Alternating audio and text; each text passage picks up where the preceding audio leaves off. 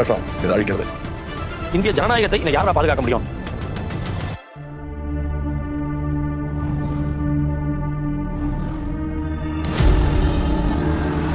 இந்த மண் எப்பவும் போராடிட்டே தான் இருந்திருக்கிறது.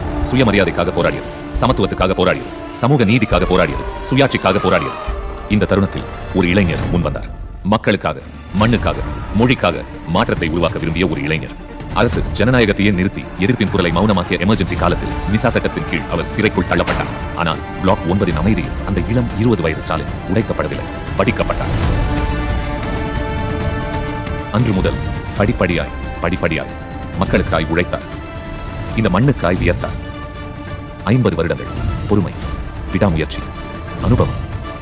இறுதியாக மக்கள் அவரை அழைத்தனர். முத்துவேல் கருணாநிதி ஸ்டாலின் எனும் நான்